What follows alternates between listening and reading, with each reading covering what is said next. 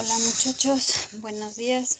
Muchas gracias por estar aquí a pesar de que no es hora normal de clase, sino de laboratorio.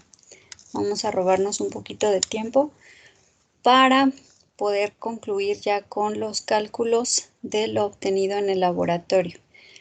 Entonces, hasta el día de ayer habíamos alcanzado a obtener la velocidad máxima y la KM basándonos en la gráfica de unos datos. Bueno, al menos creo que la mayoría de los que me mandaron aquí en el chat la respuesta habían elegido los mismos datos. Entonces simplemente anulamos el último dato porque era el que se salía para quedarnos con los que tenían un poco más de secuencia. Y con esto obtuvimos una... Déjenme regreso acá a la presentación y se las pongo hasta donde nos quedamos.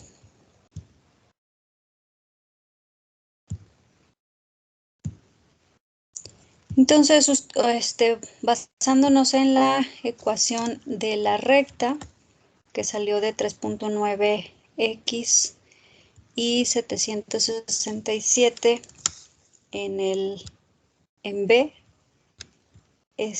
con esa ecuación ya podíamos obtener el Bmax con la inversa de B y el Km con la multiplicación de la inversa por la pendiente. Y pues básicamente, obviamente aquí ya puse yo datos redondeados, pero la mayoría de ustedes los puso más exactos. Hasta aquí, ¿todo quedó claro o alguien todavía tiene alguna duda?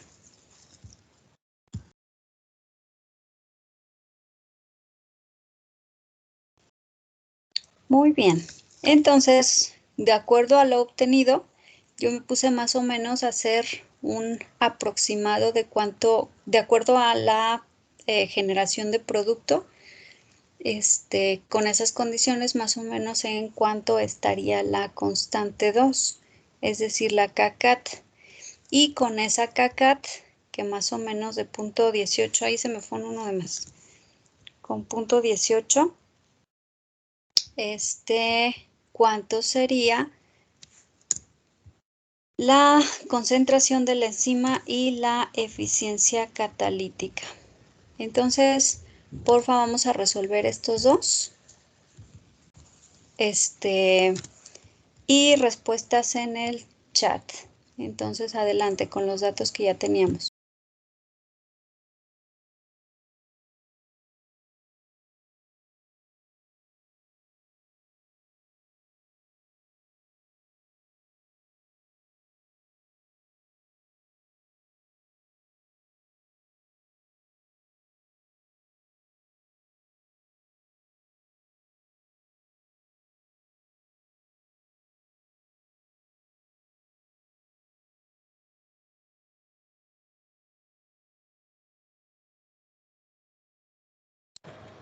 Maestra, mi internet me sacó tantito de la llamada y ya no escuché qué fue lo último que dijo.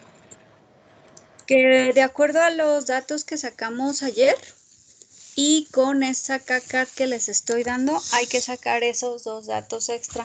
Concentración de la enzima y la eficiencia catalítica de la enzima usada en el laboratorio. O sea, es la continuación de los datos del laboratorio. Está bien, gracias, maestra. ¿Vale?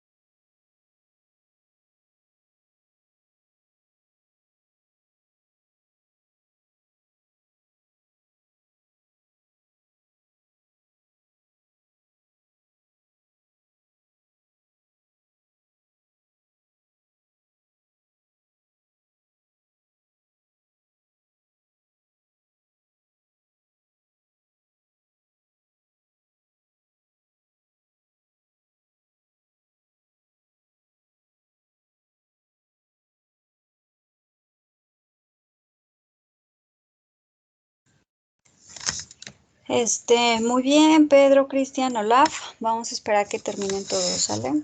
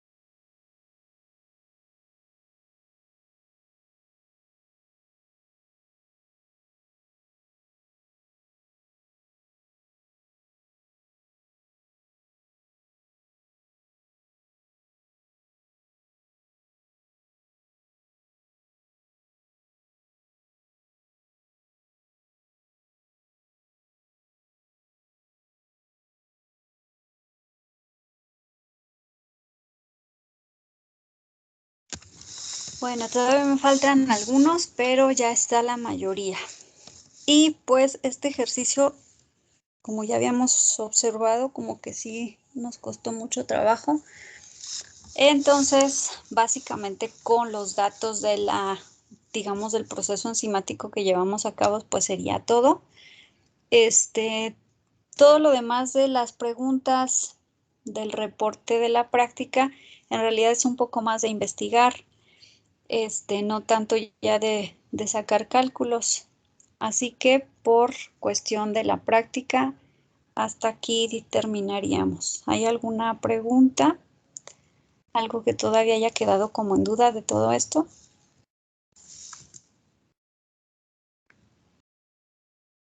Bueno, excelente. Entonces, bueno, como sea cuando estén haciendo el reporte, si alguna de las preguntas de la evaluación no se entendió bien, porque esta sí tiene un montón, son 13. Pero pues básicamente, como les digo, muchas son como de investigar, como que la estructura química de glutatión y la cisteína, el efecto de la activación de glutatión y bla, bla, todos son como más de investigar. Entonces, con esto pues más o menos fue abordar un poco de los datos obtenidos. Y obviamente quiero que metan estos datos en el reporte, aunque no estén metidos en la evaluación. Ya los hicieron, ya nada más es de que los metan. Si todo lo hicieron en Excel, metan simplemente digamos, el anexo del Excel.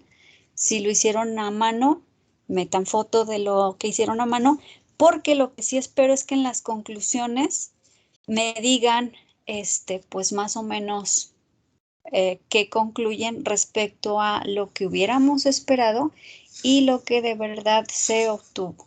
Por un lado de cada equipo y por otro, o sea, es decir, de mi equipo, mis resultados, lo que obtuve, y de los datos que tomamos para referencia de estos cálculos, que digamos qué tan lejos de la realidad consideran que estuvo, si estuvo más o menos bien, porque eliminamos el último dato, en fin, como que quiero una conclusión que también se enfoque a esta cuestión numérica.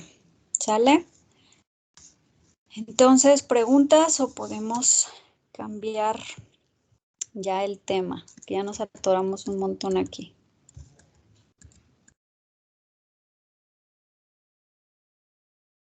Bueno, muy bien, vamos a seguir entonces. Aquí. La eficiencia catalítica pues quedó de 7.2 por 10 a la menos 3, perdón, la concentración de enzima obviamente es un aproximado, y la eficiencia catalítica pues quedó más o menos de 35. Muy bien, pasamos al siguiente tema que es el efecto de las condiciones del entorno. Cosas que en realidad ya habíamos visto, pero en lo que era cinética química.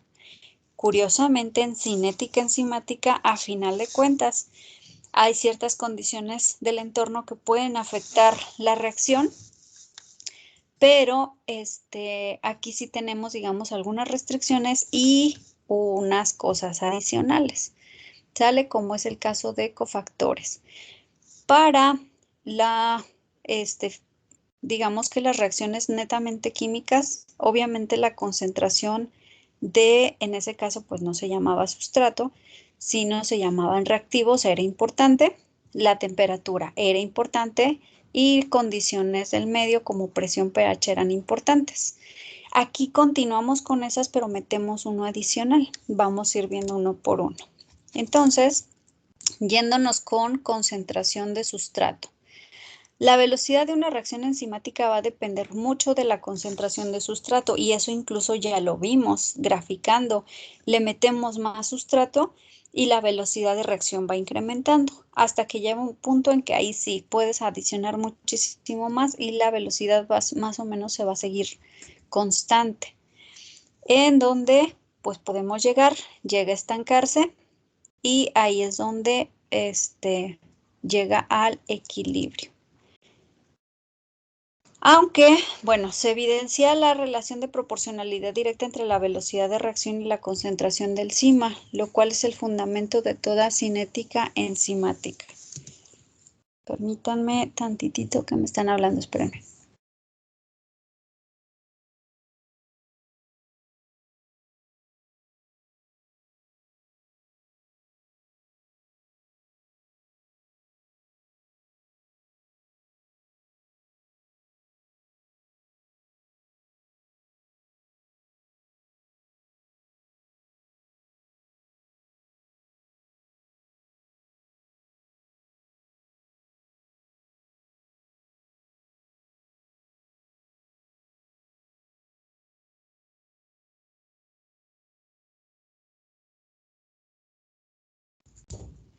Ya, perdón.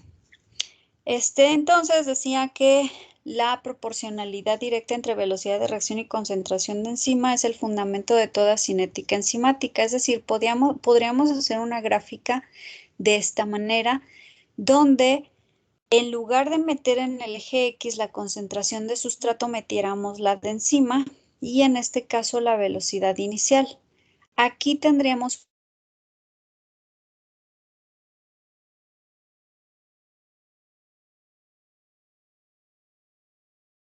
una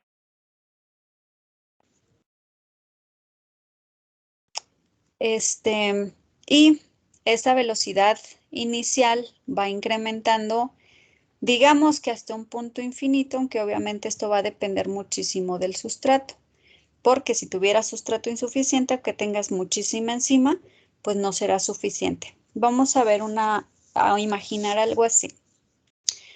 El TEC quiere pintar todas las paredes de los salones y tiene cierta cantidad de botes de pintura, 5 botes de pintura, y solamente contrata a un pintor o pone a uno de mantenimiento a pintar. Se va a tardar un buen, su velocidad de pintada va a ser lentísima porque es muy poquita encima, es poquito el trabajador. Sin embargo, si hay suficientes botes de pintura y en lugar de un trabajador mete a 5, pues obviamente la velocidad en que van a pintar todos los salones va a ser más rápida. Mejor aún, si nos llaman a todos los profes y a los alumnos a ayudarles, la velocidad va a ser súper rápida, siempre y cuando tengamos la suficiente pintura. Si somos, digamos, 500 profes y alumnos ahí ayudando, pero solo había 2 botes de pintura, de nada servimos, ¿sale? Vamos a andar ahí papaloteando porque no hay suficiente sustrato. Entonces, obviamente esta correlación aplica si y solo si el sustrato es suficiente para toda la enzima que puedas adicionar. De hecho, esta correlación responde un poco a una pregunta del reporte de la práctica, donde dice que si en lugar de incrementar el sustrato, incrementaras la enzima, ¿qué pasaría? Muy bien, entonces la actividad catalítica de las enzimas se expresa en unidades de enzima y este es igual a la cantidad de enzima que cataliza la transformación de 1 micromol de sustrato por minuto bajo condiciones específicas. Esto obviamente para poner una referencia. Pero pues básicamente la actividad catalítica de las enzimas pues va a ser mayor entre más enzima tengas. ¿Sale? Entonces en este caso concentración de sustrato y concentración de enzima sí me pueden modificar algunas características. Temperatura. Si ustedes recuerdan, cuando veíamos la cinética química, a temperatura era supercrítica y muy importante, al punto que para unas reacciones la andábamos subiendo hasta 800 grados. Comparábamos, por ejemplo, a 200, a 400, 600, 800 y se incrementaba un buen la velocidad de reacción química. ¿Qué pasa con las reacciones enzimáticas? Subirle la temperatura desde su punto de vista, ¿es bueno o es malo? Alguien que me diga.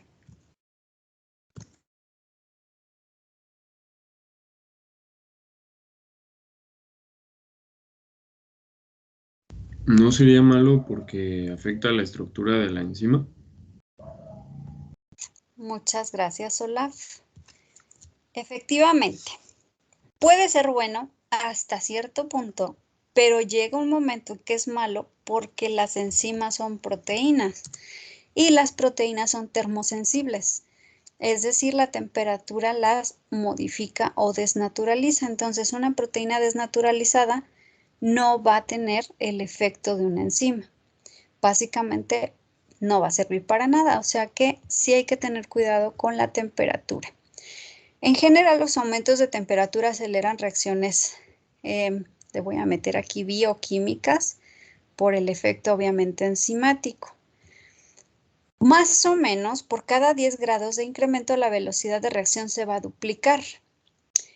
Pero las reacciones catalizadas por enzimas van a seguir la ley en general. Sin embargo, como son proteínas, desde cierta temperatura se empiezan a desnaturalizar por calor. Aunque aquí no estamos hablando de alguna reacción en específico, vamos a analizar en general, pensando que son proteínas, ¿a qué temperatura consideran ustedes que ya no sería bueno llevar a cabo ninguna reacción que incluya enzimas? ¿Cuál sería como nuestro límite general?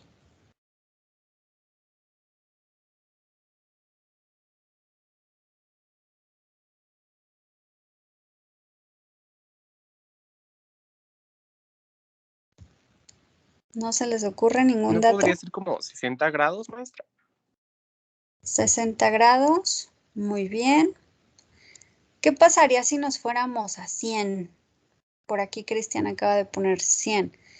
Casi todas las reacciones que vamos a llevar a cabo con enzimas implican un medio acuoso, incluyendo, por ejemplo, algunas de laboratorio donde a lo mejor queremos producción de algo. Entonces, llegar a 100 aquí en Morelia implicaría que el agua ya estaría hirviendo. Entonces, ese proceso de estar hirviendo y que implica burbujeo, aparte de toda la energía de la misma temperatura, implicaría una energía de movimiento mecánico que destruiría, incluso no solo desnaturalizaría la proteína, sino incluso la podría destruir, es decir, trozar, romper. Ahí descompondríamos por completo. Entonces, 100 sería como ya un dato, es sí límite, pero límite exagerado, o sea, ni de chiste llegues a 100. Pero pensar en un 90, todavía 90 es demasiado caliente. ¿Cómo podemos analizarlo o usar la lógica? Si nosotros estuviéramos calentando agua, todavía no hierve, pero checamos en el termómetro que ya está a 90. ¿Se animarían como a meter el dedo a verificar si de veras está caliente? Pues yo creo que no tan fácil, ¿sí? Entonces, nuestro cuerpo está formado de proteínas. La naturaleza nos dice, no toques algo caliente porque esas proteínas se te van a desnaturalizar y te va a causar pues una herida de quemadura. Así que incluso 90 sigue siendo alto. Yo creo que más o menos en un 60-70 sería como lo máximo en general. No va a ser siempre. Hay algunas reacciones con enzimas muy aguantadoras que podríamos elevarla más y otras que son exageradamente sensibles que a veces no podemos pasarnos ni siquiera de 37. Sobre todo pensamos en enzimas extraídas de seres vivos que más o menos conservan temperaturas como nosotros. Y obviamente sabemos que nosotros 1 o 2 grados que se nos pase la temperatura corporal y ya estamos sintiéndonos súper mal. Ya incluso proteínas de nuestro cerebro se empiezan a desnaturalizar y a generar desconexiones neuronales que pueden causar hasta convulsión con poquitos, 2 grados, 3 grados. Así que también en procesos hay que analizar. Cada reacción tendrá sus límites, pero de forma general sí pensaríamos en no pasarnos de un 60-70. ¿Alguien recuerda a qué temperatura se hizo la reacción química de la ureasa en el laboratorio? A 50 grados. Así es, gracias. Sí, fue a 50 grados. Entonces es una temperatura todavía muy apropiada. Sí activó la enzima, pero no la descompuso, no la desnaturalizó. Muy bien. Entonces, básicamente, si nosotros graficáramos la actividad de una enzima X, no voy a decir ahorita cuál. Obviamente esta sí es una de alguna en específico. Vamos a tener algo así, un rango donde a temperatura baja su actividad va a ser muy baja, va a ir incrementando, llega a una perfecta, la óptima, la ideal, y pasándote de esa cae, inmediatamente cae, porque pues aquí ya la enzima murió, ya se desnaturalizó, ya no sirvió. Por tal motivo, hay que mantenernos en el rango o controlarlo perfectamente para llegar a la óptima sin pasarme. O si mi control no puede ser tan perfecto, mejor mantenerme cerca, un poquito abajo de la óptima, ¿sale? Entonces, bueno, aquí nada más es una imagen de un proceso que se lleva para replicación de ADN, donde un grado de temperatura nos puede causar ahí problemas con las temperaturas, perdón, con las proteínas y las enzimas, porque las podemos desnaturalizar al punto que las matamos. Y una vez que tú haces tu verificación del ADN, no salió nada, no hay banditas, porque mataste a la enzima, la desactivaste completamente. Bueno, otro factor súper importante es el pH. ¿Por qué? Como la conformación de las proteínas va a depender mucho de sus cargas eléctricas, va a haber un pH en el cual la conformación sea la más adecuada para la actividad. Este es el llamado pH óptimo y aquí también podemos graficar, como en la anterior que graficábamos temperatura contra actividad, aquí pH contra actividad. Toda enzima tiene su rango ideal de pH. Más abajo tiene muy poca actividad, más adelante tiene muy poca actividad. Incluso nos vamos a los extremos y puede ser que se desnaturalice también por completo. Por lo tanto, para cada reacción química donde incluyas enzimas, es muy conveniente poner un buffer. ¿Qué es un buffer? ¿Alguien me recuerda? Estoy segura que sí saben.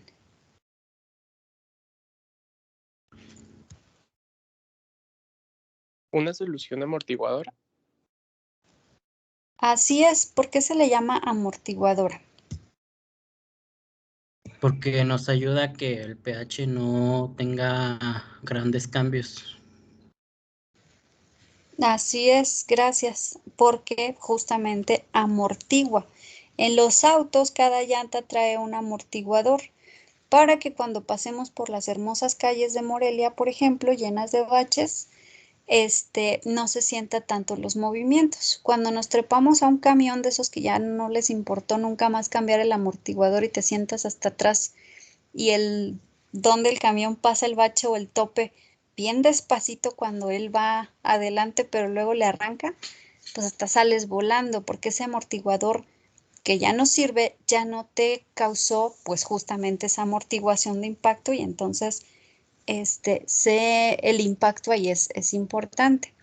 En cuanto a pH, los buffers o amortiguadores lo que hacen es eso, amortiguar, mantener el rango de pH sin importar lo que esté ocurriendo, digamos, con los cambios en la reacción. ¿Alguien se acuerda qué tipo de buffer utilizamos en laboratorio para la reacción de la ureasa?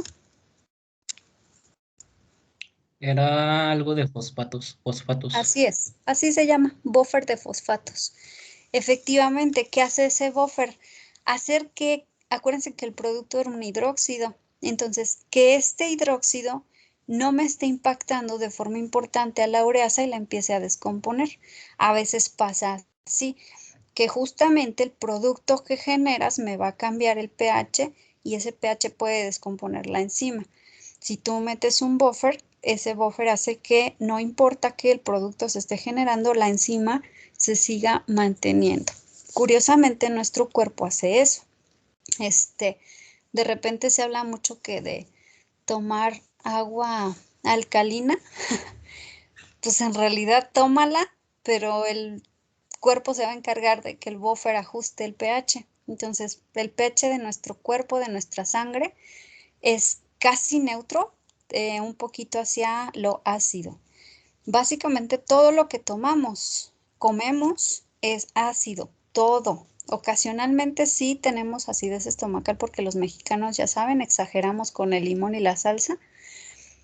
Y tomamos algún antiácido, pero es solo para el estómago. Pero a final de cuentas, el impacto en el pH de la sangre da igual si tomaste un montón de limón y no te tomaste ningún antiácido que si tomaste el antiácido o tomaste agua alcalina. A final de cuentas, la sangre solita se ajusta y mantiene su pH.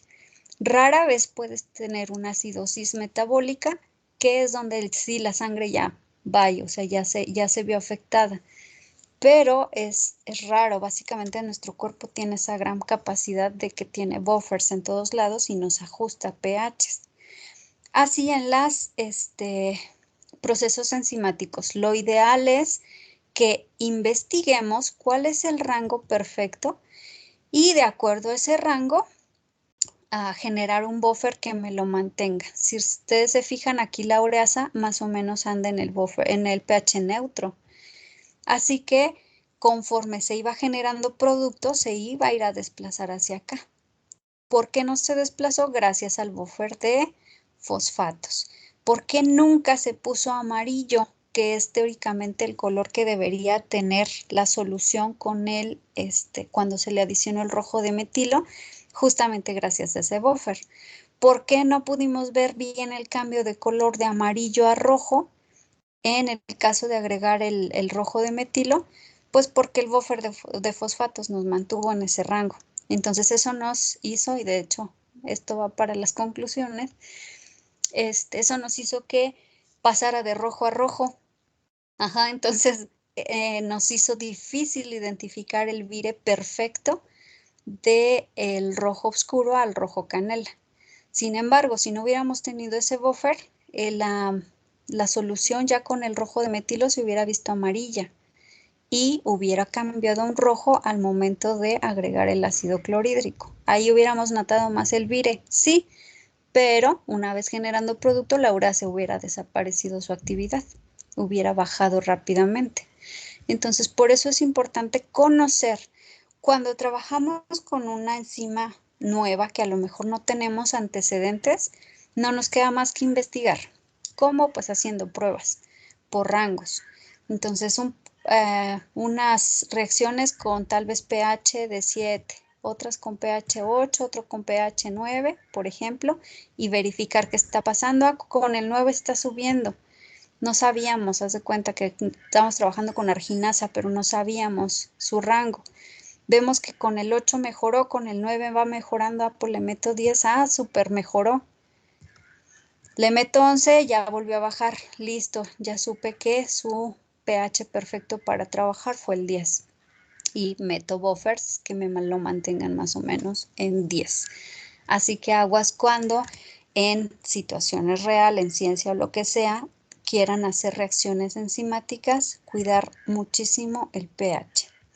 La mayoría de las enzimas son muy sensibles a los cambios de pH. Desviaciones de pocas décimas por encima o abajo del óptimo pueden afectar drásticamente. Como pueden ver, todas tienen el pico óptimo, pero tanto para atrás como para adelante se ven afectadas de manera importante. No es como que se mantengan en una meseta por un buen rato, sino que literal es un pico. Entonces solo ese pico es el óptimo y tanto para atrás como para adelante sí puede verse afectado. Muy bien, otro factor que puede afectar la actividad de enzima es el cofactor.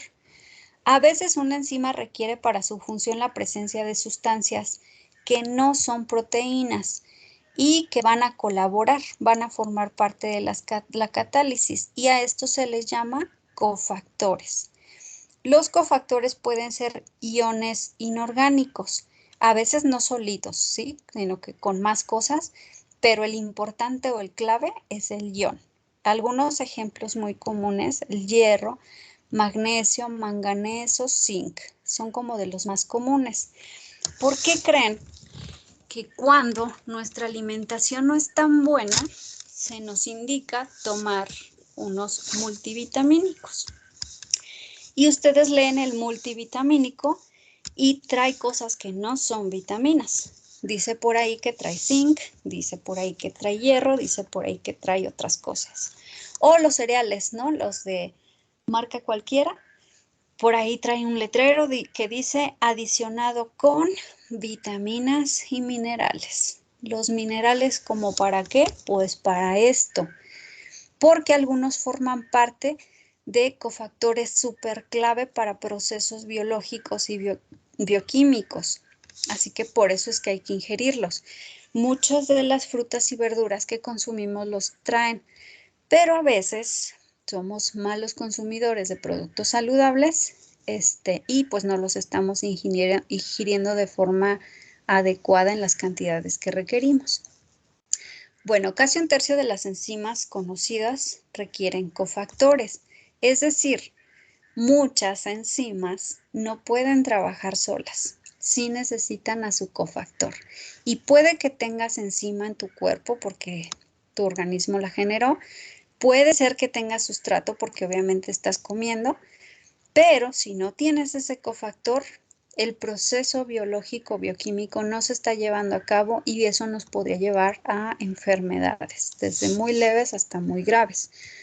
Cuando el cofactor es una molécula orgánica, se le llama coenzima. Entonces, el cofactor en muchas ocasiones es un ion inorgánico, pero a veces también es una molécula orgánica. Así que en este caso, dejamos lo de co, porque es como el acompañante, pero le ponemos el nombre de enzima, ¿sí? ¿Sale? Entonces, una coenzima es un cofactor, pero orgánico. Un cofactor simple usualmente es un ion inorgánico. Y si lo vemos, digamos, de forma, los dibujitos que nos hacen entender fácilmente cómo funciona una enzima, tenemos, por ejemplo, aquí la proteína inactiva, que en este caso pues es la enzima. Y estas serían los sustratos. Si los sustratos llegan a la enzima y no hay cofactor, como pueden ver, no pueden ensamblarse. Necesitan el cofactor para que el sustrato entonces pueda ensamblarse y la proteína pueda funcionar y sea activa. Bueno, en la figura se observa una molécula de mioglobina, que si ustedes recuerdan, pues es la proteína que transporta oxígeno al tejido muscular. Y su coenzima, el grupo hemo. Cuando los cofactores y las coenzimas se encuentran unidos covalentemente, a la enzima se le llama grupo prostético. Yo creo que todos estos nombres a lo mejor los habían escuchado. No se me pierdan, vamos a ir entendiendo qué es cada uno. La forma catalíticamente activa de la enzima, es decir, la enzima unida al grupo prostético se llama holoenzima. Y la parte proteica de la holoenzima es la apoenzima. O sea, en este dibujito, toda esta de abajo del azul más clarito es la apoenzima. Es decir, es la enzima, pero está inactiva, así no sirve para nada. Puede andarse paseando ahí por el organismo y no sirve para nada. Necesita su coenzima. Entonces, una vez que la coenzima se ensambla a la apoenzima, entonces formamos la holoenzima. Y con esto, ahora sí, ya la tenemos activa. Ya en este momento sí tiene la capacidad de poder trabajar. Y bueno, aquí el ejemplo de el grupo prostético hemo, que pues seguramente ustedes ya lo habían escuchado en múltiples ocasiones y que justamente tiene en la parte central el hierro tan necesario para nosotros. Cuando nos hace falta ese hierro, puedes tener toda la abundancia de los pirroles, es decir, los anillos que van alrededor, pero sin ese hierro central, esto no se forma, esto no funciona y entonces te da una enfermedad llamada anemia.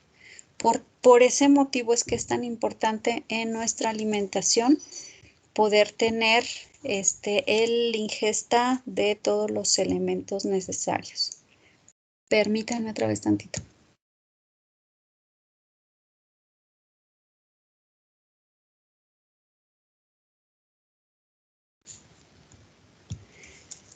Y bueno, aquí el ejemplo de la hemoglobina y un equivalente, uno que se le parece un montón, que obviamente no forma parte de nuestro organismo, sino el de las plantas, y es la clorofila. El grupo hemo es un grupo prostético que forma parte de diversas proteínas, entre la que destaca la hemoglobina. Esta consiste en el ion hierro, que está en el centro del gran heterociclo orgánico llamado porfirina. Toda esta rueda se le llama porfirina, hecho de 4 grupos pirrólicos. Entonces, cada por separado es un grupo pirrólico, es un pirrol. Juntos nos dan la porfirina y con el ensamble del hierro pues nos da la hemoglobina, o bueno, el grupo hemo. Y curiosamente, como pueden ver, la clorofila se parece un montón, nada más que en la parte central tiene un magnesio en lugar de un hierro. Y sabemos que esta es parte importante de nuestra sangre y en el caso de las plantas es parte importante de pues todo lo verde. Todo lo que vemos verde en una planta es gracias a la clorofila. Y aquí vemos la importancia de las vitaminas. Como les digo, en ocasiones no estamos comiendo bien, compramos un multivitamínico y leemos vitaminas y minerales. A final de cuentas, ambos se enfocan a lo mismo, a ser cofactores. Entonces, las vitaminas usualmente son cofactores o son coenzimas para una enzima en específico. Aquí algunos ejemplos. La vitamina llamada ácido pantoténico en realidad es la coenzima A y nos ayuda para transferencias de grupos acilo. El ácido fólico, que sobre todo, bueno, mujeres, todos lo requerimos, las mujeres un poco más y mujeres embarazadas no se diga. Es también una coenzima y sirve para la transferencia de unidades de carbono. Y así es nada más algunos ejemplos, ¿sale? De la importancia de ciertas vitaminas porque terminan siendo en realidad coenzimas. La mayoría de las vitaminas son hidrosolubles, entonces no pasa nada si consumimos de más, porque solo usamos las que necesitamos y las demás se van y se tiran en la orina. El problema con las que hay que tener cuidado son las liposolubles, que son la A, la K y la E. Esas vitaminas, al ser liposolubles, si no las usas, sí se acumulan y esas sí te pueden causar daño al ser acumuladas.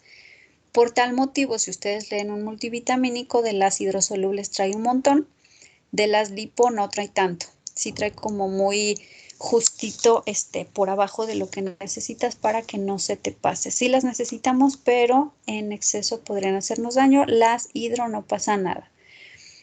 Si vemos un multivitamínico para mujeres embarazadas, tiene exceso de ácido fólico, tiene mucho más de lo que ocupan, porque es mucho mejor que tengan un buen a que les falte, porque todo lo que sobra se desecha y listo. Entonces, bueno, están, como les decía, solamente una tablita como de algunas referencias de esas coenzimas que no son inorgánicas, sino que son compuestos orgánicos y usualmente muchas de ellas se llaman vitaminas.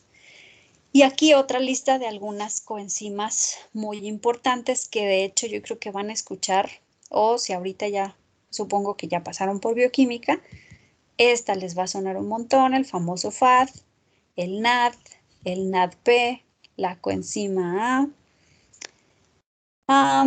Esta más como para nosotros, las de consumo. Ahorita que ya viene tiempo de frío, la vitamina C, súper importante. Porque son coenzimas súper importantes en procesos cotidianos de, procesos bioquímicos en general. Muchas veces nos enfocamos a lo que ocurre en nuestro cuerpo, pero en realidad pues sabemos que muchas de estas se llevan a cabo también de manera constante en la naturaleza. Bueno, ahorita lo vimos muy de pasadita, obviamente vamos a enfocarnos de repente en algunas o a retomar, ver cómo funcionan y todo. Ahorita fue como muy de rapidito por cuestión de tiempo. ¿Hasta aquí preguntas? Genial.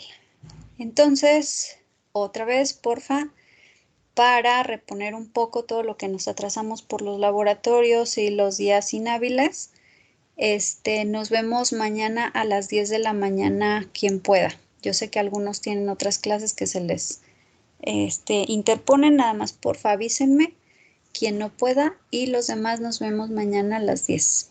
¿Sí? Que tengan muy bonito día.